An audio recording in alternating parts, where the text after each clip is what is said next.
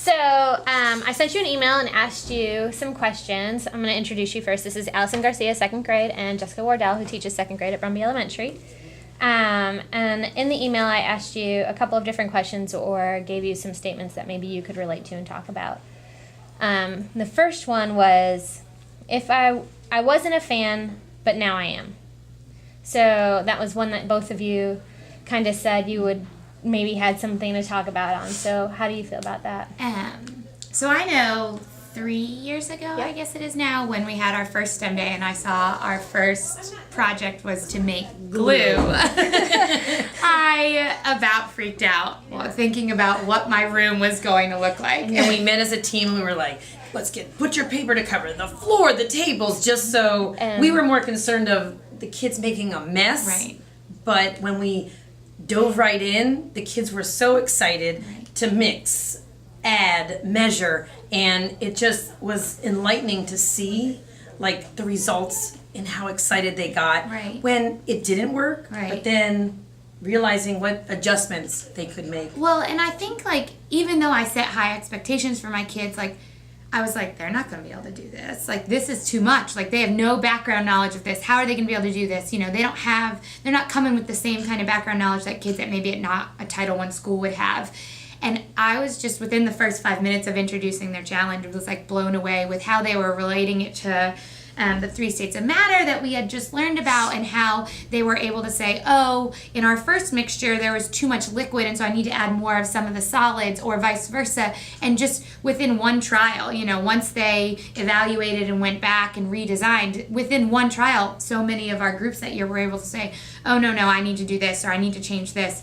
And I think sometimes as a teacher, like, we're so worried about our timeline, and for the first time I saw in the STEM process like the value in evaluating, redesigning, and then building again. And you know, I feel like since then I've been able to incorporate that more in all aspects of the curriculum and not just on STEM day. And you know, my kids blew me away that day, and every year they continue to get better and better and better because they've done it before now. They've experienced STEM day before. And hearing the talk, the communication piece that they have amongst their cooperative groups is amazing. Yeah. And having the background knowledge, not only in the standards that we teach, but the extension classes that we have, you know, in the science labs especially, and the math talk that they have with the measuring, it's just, it fits and gels together so well. So you feel like having them do STEM and Core X, or Core X, I'll explain that later, guys. Having that in the Core X rotation, you can see the effects of that more on STEM day or STEM lessons. And like Mrs. Wardell mentioned, we don't just have one STEM project every 9 weeks. We incorporate more depending on, like, when we worked on fairy tales. We worked together as a team and came up with Jack and the Beanstalk activity, you know, as a whole grade level. So the more collaboration that we do as a team and as a school across grade levels, it's magic. Having STEM, being a school, you know, a STEM school is so much fun. And when, like, even just after our STEM day, when we created the glue, I picked my kids up from the math lab one day, and then the other math lab the next day, and then the STEM lab, and they were talking about measurement and teaspoon versus, and like actual measurement, and then they used that knowledge that they got from math 3 days prior in the science lab to create Play-Doh, which is similar to glue but different, and they talked about comparing and contrasting the differences between those two. And so it's not like, oh, STEM day happened and it's over. Like, the conversation continues, and I think that that's what's important for our kids, is that they don't just see STEM day as this one event that happens every 9 weeks, but they see that it travels through the curriculum across their classes, and it's not going away. It's part of life in school now. And to making the real life connection, like back home, like when Mrs. Wardell was talking about the measuring tools, they could use those in the kitchen. And they make that talk, you know, before, during, and after the STEM projects that we do. And we keep a journal, so they can always, you know, refer back to it. That's great. Okay, here's the hard question. Why STEM in a Title I school? Why not? Yeah. Why not? I mean, it benefits every child, and regardless of their background, whether they're ESOL, because we build, you know, build it up, Right. and we provide the vocabulary background on it. It's not just, oh, we're making glue, let's do it. Oh, we're making a car, make sure you can make it move. Like and again, having the core extension classes, and just teaching the standards, and doesn't matter, whether they're ESOL, in the inclusion class. I Right. mean, they all can do it. And trial, Right. it makes, you can, it's not going to be, it might be perfect the first time, Right. but they're going to try, and they're not afraid to fail.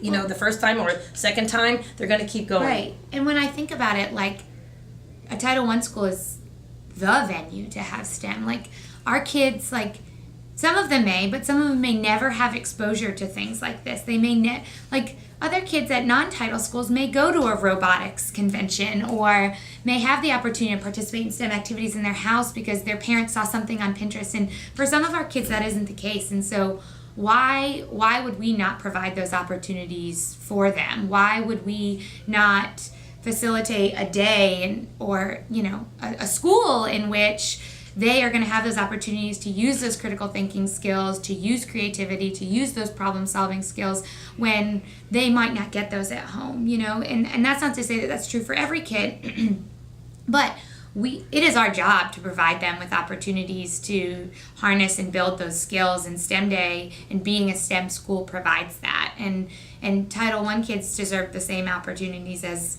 their non-title peers. So if we know they're not getting it at home, then it's our responsibility as educators to build that into the school day. And great things are happening at home because our students are bringing in projects that they created Right. over, out of recyclables. Right. Old cereal, like finished cereal boxes, Right. and creating like diagrams to build on what they've learned in science. Even if it was something that they learned in Right. kindergarten, they're going above and beyond and showing us in second grade. Right. And they're being displayed on the Brumby News as standing out. Right. So then it's like, oh, Miss Garcia, I want to do that. Miss Wardell, look at the, so Right. it's exciting. It's very exciting. Getting rid for the of kids. paper and pencil homework.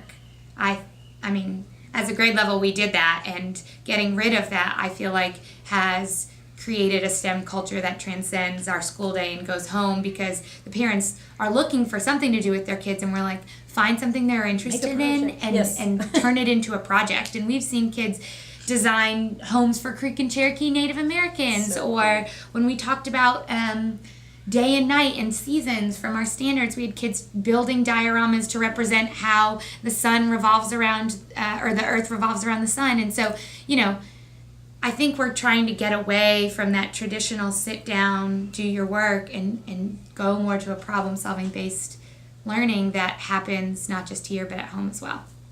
Great. Do you feel like you've seen more in the last 3 years? Do you feel like you've seen more parental involvement because of the way that we are approaching STEM? Absolutely.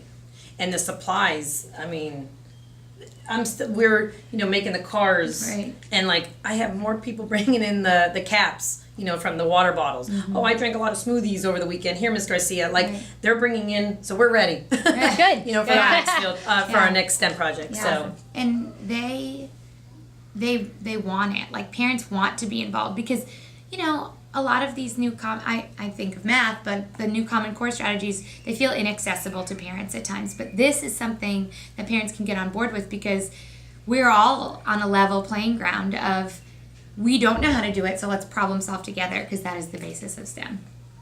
Right. If you had any advice for a school that doesn't do STEM or is just starting STEM, what might that be? Embrace the mess. Embrace Embrace the mess. Embrace the chaos, because I'm super type A, and it overwhelms me sometimes to think through just letting them go and do, but it is amazing what they do. And so, embrace the hard, embrace the mess, embrace the chaos, because it's worth it, and it's not chaos. It's organized chaos that allows them to thrive, I feel. and it again, it entails all academic areas. So it's do it. Do it. All right. Just do it. Just do it. Thank you.